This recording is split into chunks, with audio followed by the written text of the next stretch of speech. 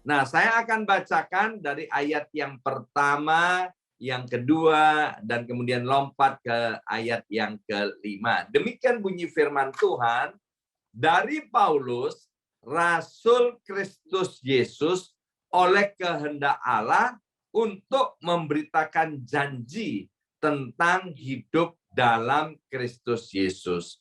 Kepada Timotius, anakku yang kekasih, kasih karunia, rahmat, dan damai sejahtera dari Allah Bapa dan Kristus Yesus Tuhan kita menyertai engkau. Ayat yang kelima, ya. Nah, kita akan sama-sama belajar dari ayat yang kelima ini. Sebab aku teringat akan imanmu yang tulus ikhlas, yaitu iman yang pertama-tama hidup di dalam nenekmu Lois dan di dalam ibumu Eunike, dan yang aku yakini hidup juga di dalam dirimu. Ya, kalau ada di sini nama Eunike, nama baptis istri saya juga Eunike, ya. Nah, Bapak Ibu Saudara sekalian, kita lihat bagaimana Rasul Paulus menulis suratnya kepada anak rohaninya yang bernama Timotius.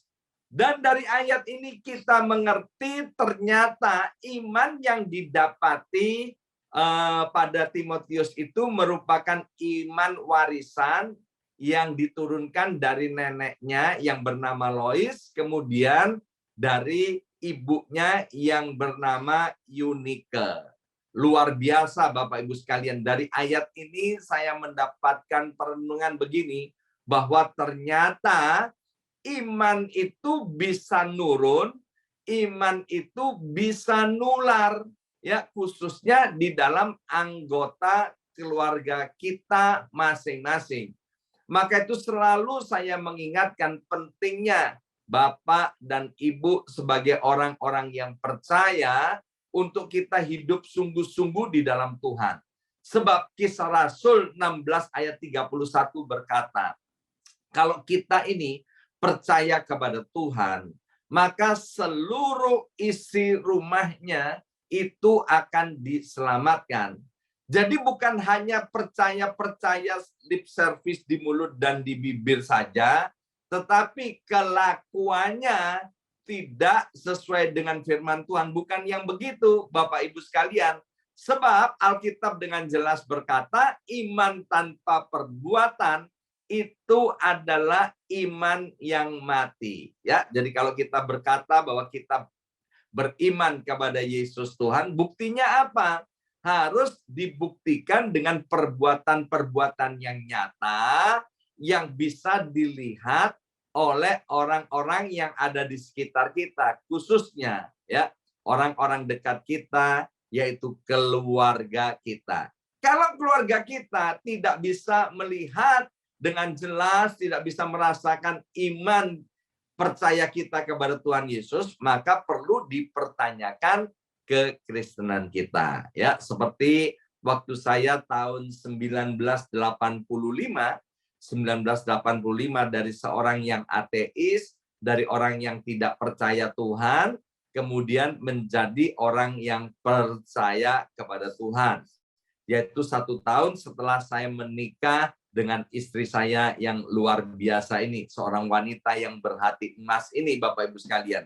Nah, kemudian tahun 85 kami berdua sama-sama menerima Tuhan Yesus dan dibaptis, Saudara, ya. Dan setelah itu Bapak Ibu sekalian, kami diajarkan bagaimana hidup sebagai orang yang percaya. Saya beruntung sekali, saya mempunyai bapak rohani yang luar biasa. Saya tumbuh di persekutuan doa pada waktu itu. Saya diajarkan bahwa kekristenan itu bukan sekedar teori. Ya, kalau kekristenan cuma teori, ya banyak aja orang yang menyebut dirinya Kristen, tapi hidupnya jadi batu sandungan, Bapak Ibu sekalian, ya. Jadi kami diajarin nilai-nilai kekristenan, ya. Kami harus mengucapkan apa yang kami lakukan dan melakukan apa yang kami ucapkan. Sebab maaf ya. Ada orang-orang yang mengucapkan tapi tidak melakukan. Dan mereka tidak melakukan apa yang diucapkan. Jadi kayak orang mabuk itu loh. Ya kan?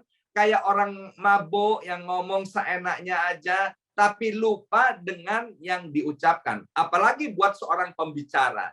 Ya kan? Buat seorang pembicara, kalau dia khotbah dan dia tidak melakukan, itu adalah penipuan. Sekali lagi, seorang pengkhotbah, pembicara, yang mengucapkan tapi tidak melakukan, itu adalah penipuan besar-besaran, ya. Maka itu Bapak Ibu Saudara sekalian, sebagai orang Kristen, sebagai orang yang percaya, mari kita harus menunjukkan iman kita sehingga bisa dilihat oleh anggota keluarga kita. Contoh seperti Lois ini, Nenek Lois. Karena dia punya iman yang tulus ikhlas, maka anaknya yang bernama Eunike itu juga punya iman yang tulus ikhlas, dan kemudian nurun kepada anak laki-lakinya yang bernama Timotius. Timotius juga punya iman yang tulus ikhlas, sampai Rasul Paulus pun bisa melihat dan merasakannya. Ya, saya ini lahir dan besar dari keluarga ateis, keluarga yang tidak kenal Tuhan. Ya, maaf, ayah saya ini seorang yang tidak mengenal Tuhan. Ya, jadi kami semua keluarga tidak mengenal Tuhan. Ayah saya ini lahir di negeri Cina sana, dan kemudian di masa remajanya umur 10 atau 11 tahun sudah berpisah dari orang tuanya, merantau, ya, melarikan diri dari negeri Cina, kemudian bisa terdampar di Indonesia, tepatnya di Pulau Madura, ya, dan kemudian diadopsi oleh seorang di sana, saudara, orang yang sangat kaya raya di Madura. Jadi Bapak Ibu sekalian, karena yang di Madura ini orangnya kaya raya yang mengadopsi papa saya, maka punya pegawai banyak sekali, ya, punya pegawainya banyak sekali, saudara. Dan papa saya kemudian menikah, dan di dalam pernikahannya jatuh bangun, saudara, di dalam dosa perzinahan dengan pegawai-pegawai daripada ayah angkatnya itu, saudara, ya kan? Karena pegawainya banyak sekali, saudara. Dan itu disaksikan oleh saya ketika saya masih kecil, bahkan oleh saudara-saudari saya. Saya ini 4 bersaudara, Bapak Ibu sekalian. Jadi kami dibesarkan dari keluarga yang kacau balau, yang melihat dengan kepala sendiri, dengan mata kepala sendiri, iman yang didemonstrasikan oleh ayah saya, saudara. Ya. Dan akibatnya semua yang dikerjakan itu tertanam di dalam alam bawah sadar. Ketika kami anak-anaknya sudah menikah, menjadi besar dan sudah menikah, maka kami 4 bersaudara, ya kan? Kami 4 bersaudara, semuanya jatuh ke dalam dosa perzinahan, ya. Jadi hati-hati dengan iman kita, Bapak Ibu Saudara sekalian. Jadi iman itu bukan omdo, bukan omong doang, ya, bukan omong doang. Jadi kalau ada Bapak Ibu Saudara sekalian yang suka mendengarkan firman Tuhan dan bilang begini, "Oh, aku sangat diberkati oleh firman Tuhan. Aku sangat senang dengan firman Tuhan yang disampaikan, ya. Aku mendapat rema." Jangan hanya berkata begitu, tapi harus dipraktekkan dalam kehidupan sehari-hari, ya. Jadi harus dipraktekkan. Jangan bilang aku diberkati, tapi tidak dipraktekkan. Itu juga sama dengan omdo, saudara. Maka itu nanti orang lain juga akan seperti itu. Nah, kembali kepada Timotius. Timotius dia sangat beruntung punya orang tua dan nenek atau keluarga yang punya iman yang tulus ikhlas, ya. Kemudian pertanyaannya, aduh Pak, sekarang saya ini tidak punya keluarga yang punya iman tulus dan ikhlas. Ya, Oke, saya bisa mengerti Bapak Ibu sekalian. Kalau kita punya keluarga yang punya iman tidak tulus dan yang tidak punya iman yang tidak tulus dan ikhlas, mengapa kok tidak kita saja sekarang yang memiliki iman yang tulus dan ikhlas? Amin. Kita bisa memilih, kita bisa memutuskan, oh ya, aku sekarang mau menjadi orang yang memiliki iman yang tulus dan ikhlas, ya. Kembali cerita tentang kehidupan saya. Bapak Ibu sekalian, apa yang terjadi? Akhirnya ketika saya sungguh-sungguh menjadi orang yang percaya kepada Tuhan Yesus Kristus, maka Kisah Rasul 16 ayat 31 itu digenapi Bapak Ibu sekalian, ya. Keluarga besar saya, keluarga besar daripada istri saya yang mana tidak mengenal Tuhan, satu persatu mereka menjadi orang yang percaya. Dari mana mereka bisa menjadi orang yang percaya?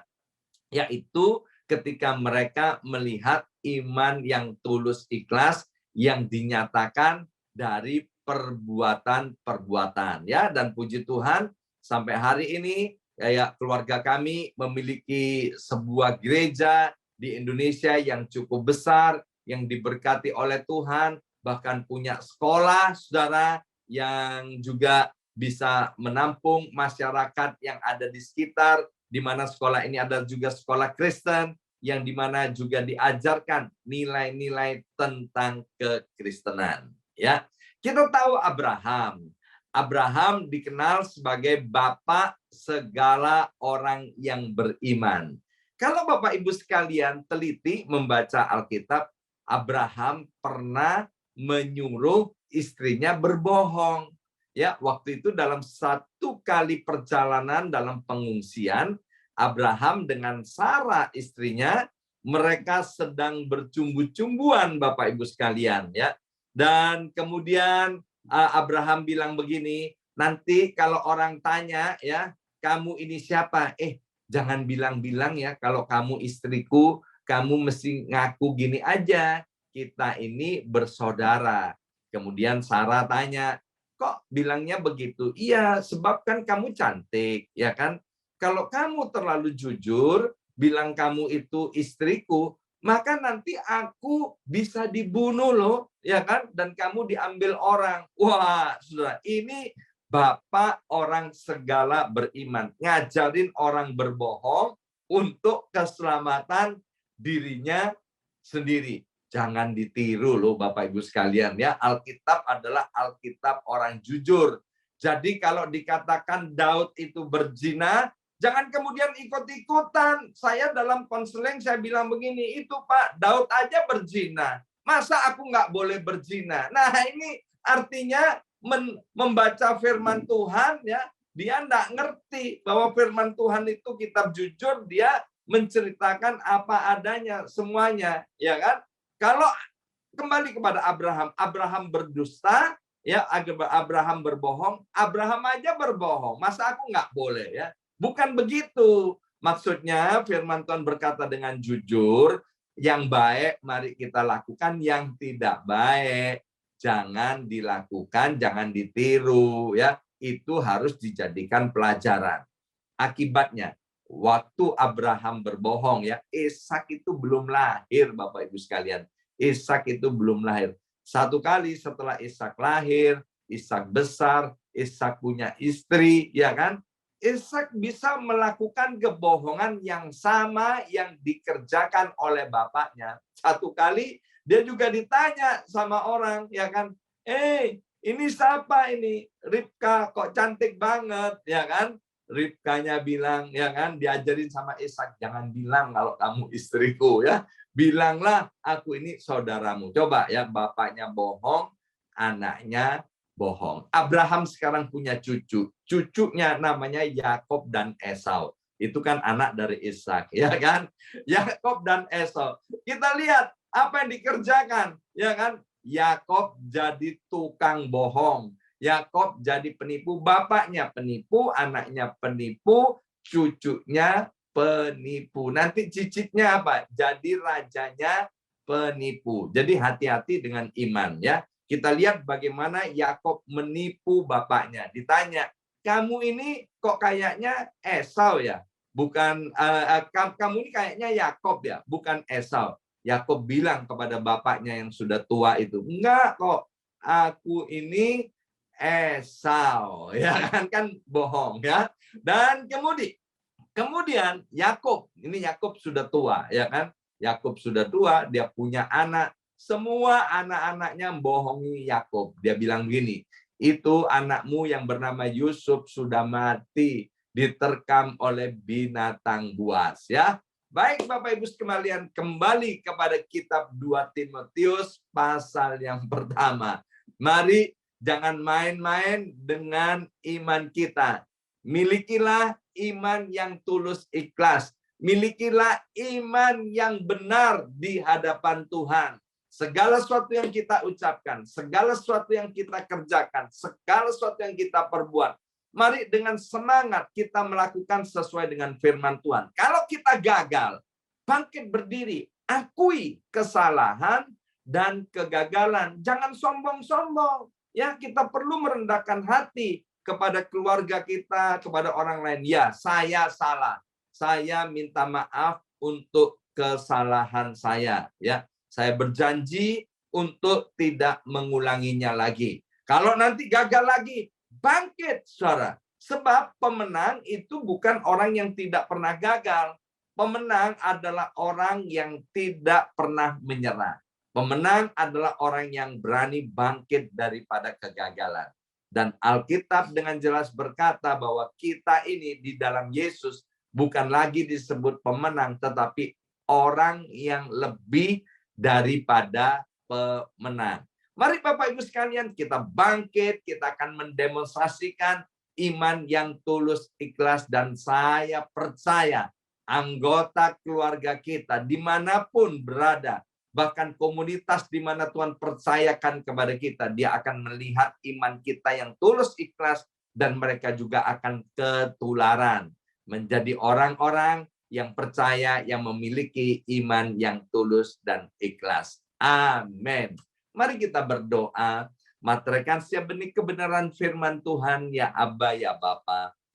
Roh Kudus menolong kami untuk biarlah langkah-langkah kami, perkataan kami, cara kami berpikir, semuanya dipengaruhi oleh iman yang tulus dan ikhlas, iman yang benar kepada Kristus Yesus Tuhan. Dalam nama Yesus kami berdoa. Haleluya. Amin. Amin. Amin.